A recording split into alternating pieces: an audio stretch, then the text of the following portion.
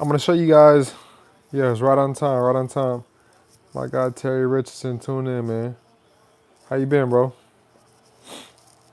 But yeah, we're going to get right into it without further ado. I want this video to be pretty quick. But how to remove anything off your guys' consumer report. So I'm going to give you guys our 10-step administrative process, which I just dropped. I just launched this for my credit company, going over our new administrative process where we've been adding in the chat GBT stuff, where we've been able to program the chat GBT. If you guys do have the chat GBT, make sure that you guys get the upgraded version, pay $20 a month so that you guys can be able to get access to, submit the documents, have it scan the documents.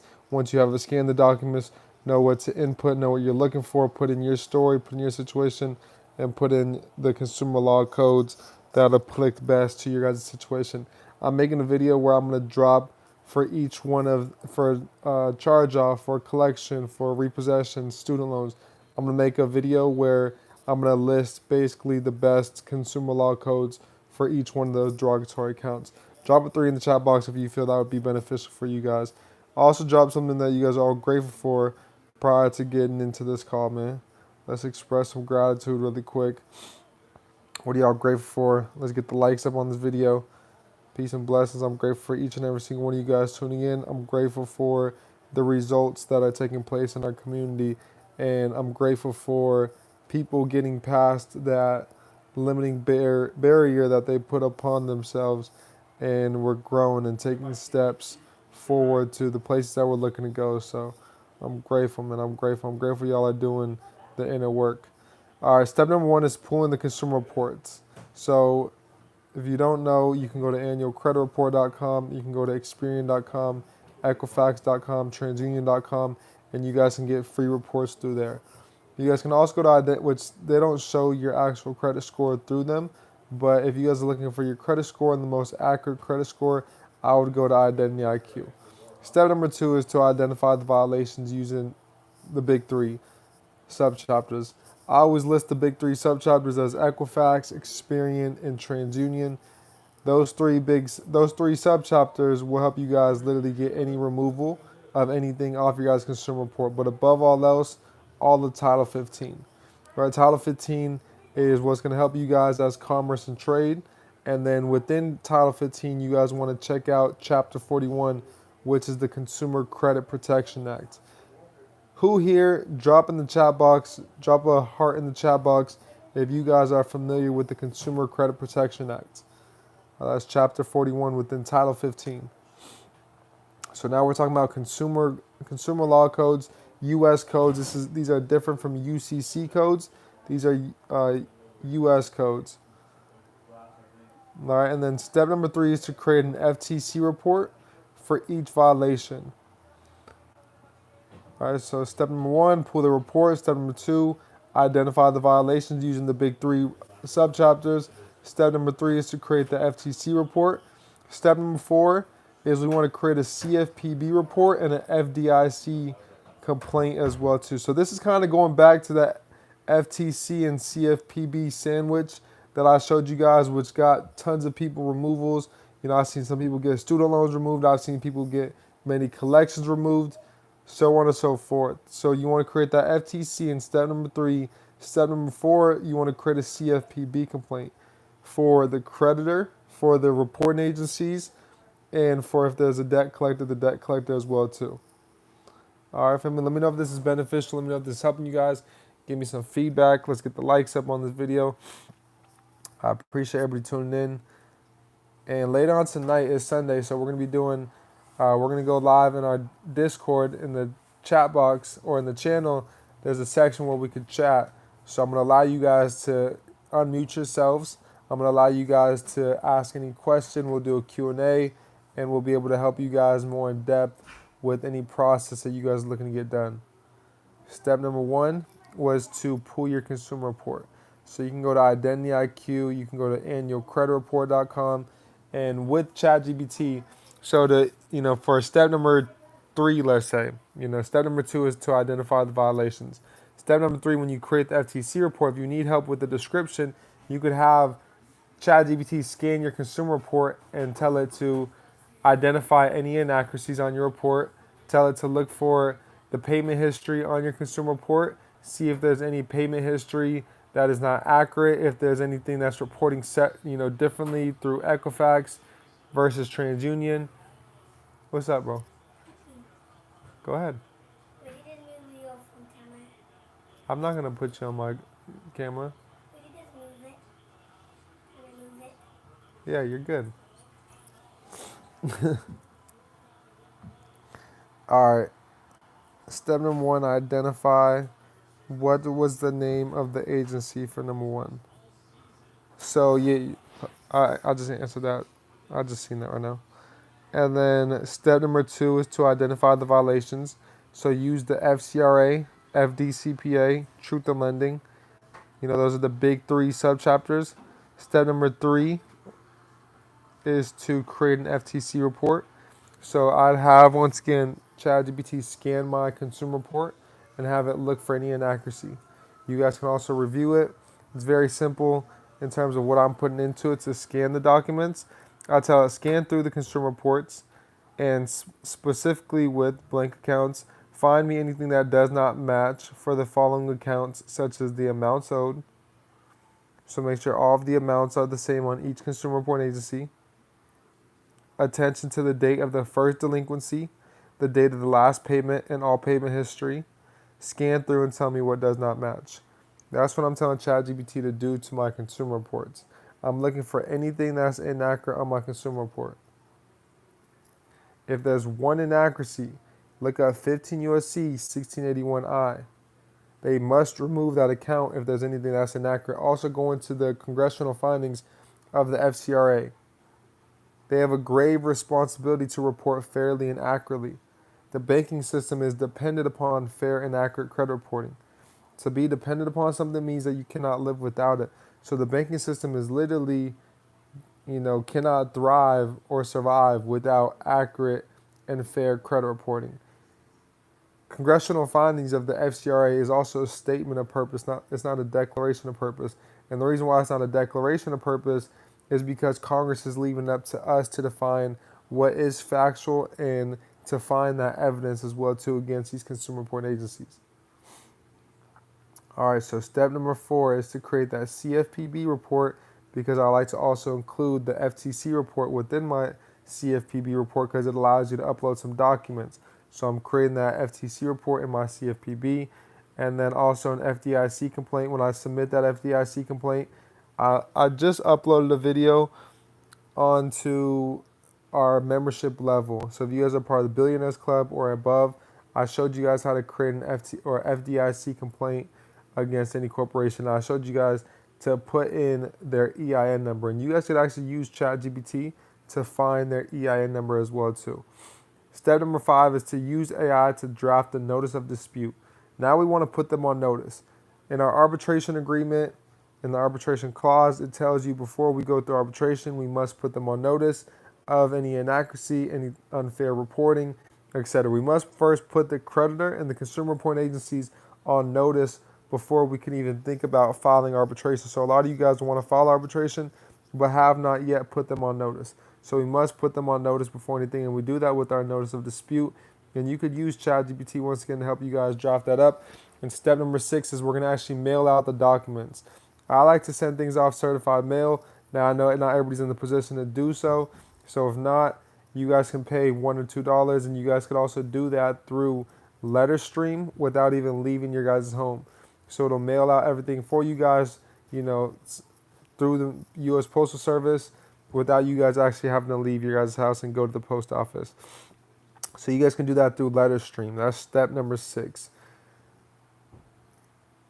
All right, step number 7 is to send a pre-arbitration complaint / a federal complaint. Within the federal complaint, I'm using case law studies. And that's why I call it a federal complaint, because I'm using that case law study. I'm using the same verbiage within that case law study. And I'm also drafting up within there, if that company has an arbitration clause, I'm using their arbitration agreement and I'm sending that out with this complaint as well too. Now, if they don't have an arbitration, if they're not regulated by the American Arbitration Association, which you guys can find that out through adr.org. Go to ADR.org, click on the section Consumer, scroll down to View Arbitration Clauses, put in your personal information, go to Next, and then it'll allow you to put in the bank. You search that bank, and if that bank is regulated by the American Arbitration Association, you guys then will be able to use that agreement, download the agreement, and send it to that address that's also listed on there. So that's step number 7, is to send out a pre-arbitration / a federal complaint, letters with arbitration. So we're also going to send out the agreement with it attached. So step number 8 now is to mail the additional documents as needed. So that would be the pre-arbitration letter with the arbitration agreement. Step number 9 is to apply for accounts for where damages are going to be claimed. So we know we're going to be denied because we have these derogatory accounts on our report, because our utilization may be high, because we got late payments, because we got inquiries. So we're going to apply for accounts after sending the pre-arbitration, because now after we've already put them on notice, we sent them a pre-arbitration of the accounts, and we sent them some case law studies. So now I'm applying for accounts. I'm going to get denied for these accounts. Now that I got that adverse action letter, that's more evidence that we can use for step number 10, where we'll actually enforce arbitration through ADR.org. So that's our 10-step process. No need to overcomplicate it. Now, of course, if they send you back a CFPB complaint, you guys will respond to them.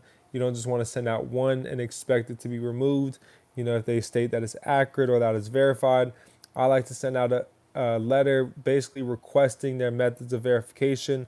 Also, you guys can use debt validation, which is in pursuant to 15 U.S.C. 1692G, and that has 5 requirements which they're required to disclose to you to properly validate any debt. Furthermore, above all else, you guys want to know, and something that I used to stress a lot, which I want to really put a lot of emphasis upon, is knowing the definition section within each subchapter that you guys are using. So if we're using consumer law codes within the FCRA, you got to know the definition section of the FCRA. That's 15 U.S.C. 1681A. If you guys are using the FDCPA, you guys will know the definition section within the FDCPA, which is 15 U.S.C. 1692A. If you guys are using truth in lending, that's 15 U.S.C. 1602. So those are the big 3 subchapters. Now, I don't want you guys to think that those are the only 3 subchapters that there are, because there's many other subchapters that will help you guys as well too. For example, Chapter 94, which is the Graham-Leach-Bailey Act. So if your guys' privacy has been invaded in any way or shape or form, you guys can actually use the Graham-Leach-Bailey Act, which is 15 U.S.C. 6801. I'm going to say that one more time. 15 U.S.C. 6801. And with you guys using that, and it also talks about privacy in the FCRA's congressional findings, and privacy also within the FDCPA's congressional findings. So that's how important privacy is to us consumers, and how them sharing our information is a clear violation of within Title 15. Not even just Chapter 41, but Chapter 94, because they have a whole subchapter that's governing, or they have a whole chapter, not even subchapter, a whole chapter, Chapter 94, which is governing the protection of non-public information from financial institutions. So a financial institution would be, any bank or quote-unquote creditor. Now, if you guys are dealing specifically with debt collectors, I like to use the FDCPA. If you guys are dealing specifically with, and a debt collector is, any corporation that's attempting to collect a debt. So that can be a financial institution as well too.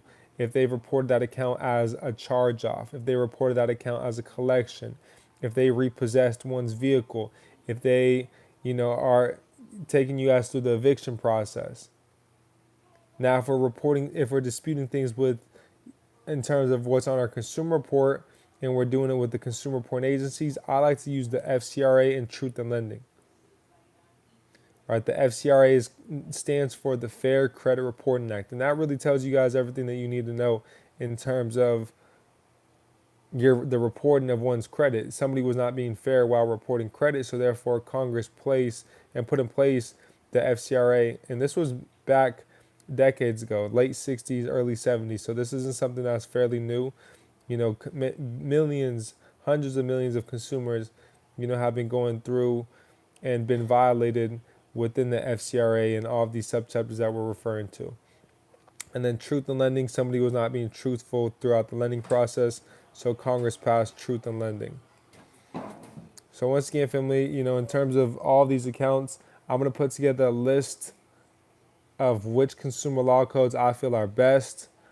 I'll drop this within our private communities here on YouTube, and then of course our university and our mentorship as well too. So later on today, we're going to be going live 10 p.m. Eastern time in our Discord. So if you guys are not in our Discord yet, text us at 305-575-2843 so that you guys can get access to our Discord, because we're going to be doing a Q&A. If you guys got any questions, feel free to come here. You guys will be able to unmute yourself, and we'll do a Q&A on this live on Discord. So I appreciate y'all tuning in. They put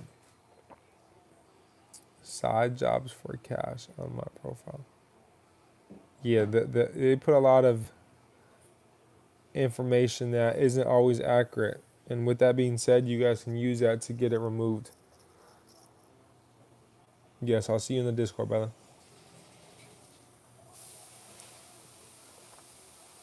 Any questions before I head on out of here, though?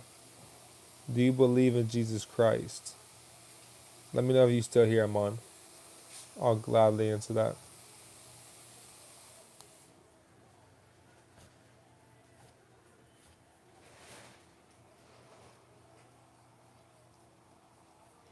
All right, everybody's gone. Everybody out of here. All right, family. One love. Appreciate y'all.